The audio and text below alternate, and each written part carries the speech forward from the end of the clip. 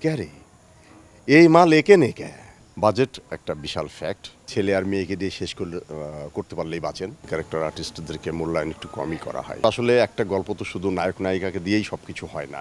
গল্পটা পড়ে বেশ মজা পাই।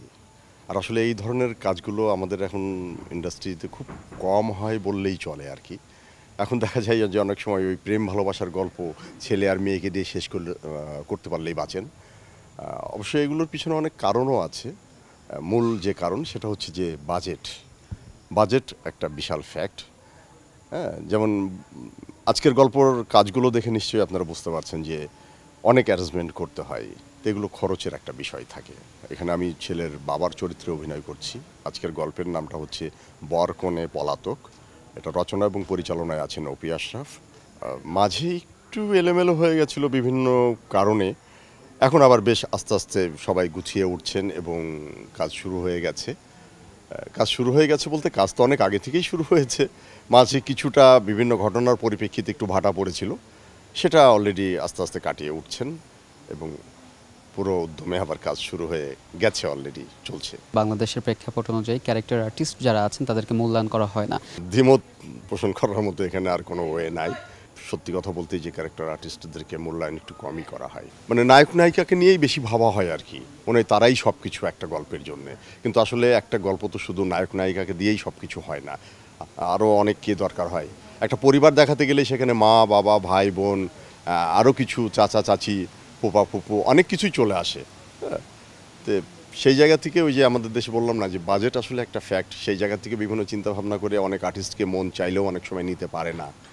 অনেক ভালো নাটকের মাধ্যম দিয়ে দেখা যায় যে অনেক ভালো কিছু শিক্ষণীয় বিষয় থাকে, যেটা সমাজের জন্য উপকারে আসে। আর খারাপ কিছু করলে সেটা তো খারাপের দিক যাবে, সেটা আমরা সবাই বুঝি। তো আমার চাওয়া পাওয়া এবং কামনা হচ্ছে যে ভালো কিছু হোক, এমন কিছু হোক যেটা সমাজের জন্য উপকারে আসে। সমাজের ক্ষতি হোক এটা তো অবশ্যই আমাদের কারোরই কাম্য নয়। আমি এক সময় একটা সরকারি জব করতাম, সেটা অলরেডি শেষ করেছি। তারপরে একটা সময় শখের বশেই এই মিডিয়াতে আসা। শখ থেকে বলতে পারেন যে কাজ করতে করতে একটা সময় এসে নেশা থেকে এখন বলতে পারেন যে পরিপূর্ণ পেশায় পরিণত হয়েছে। হচ্ছে এবং যাচ্ছে বেশ ভালো, এবং ভালো আছি এই কাজ করে। আমি আমার দেশের বাড়িটা হচ্ছে পাবনা জেলার ঈশ্বরদী থানা। তো এখন তো ওই যে মোবাইলে বাচ্চা ছেলে থেকে শুরু করে সবাই নাটকগুলো দেখে থাকেন। তো আমি একদিন এক জায়গা দিয়ে হেঁটে যাচ্ছি, তো ওখানে দুইটা বাচ্চা ছেলে ওই সরকারি একটা পাইপ লাইন দিয়ে সরকারি পানিটা পড়ছিল, ওরা ওখানে গোসল করছে দুজনেই একবারে জন্মদিনের ড্রেস পরা আর কি, সব কিছু খুলে গোসল করছে। তো হঠাৎ তারা ঘুরে আমাকে দেখার পরে দুজনে হতভম্ব হয়ে আমার দিকে তাকিয়ে থাকে এবং আমি চলে যাচ্ছি, তারা দেখছে। তারপরে একজন আরেকজনকে বলছে, ক্যারে এই মাল একে নে কে। মানে তাদের একটা ভাবনা বা ধারণা যে এ নাটক করে, নাটকে দেখিয়ে তো ঢাকায় থাকার কথা বা অন্য জায়গায় থাকার কথা, এখানে কেন?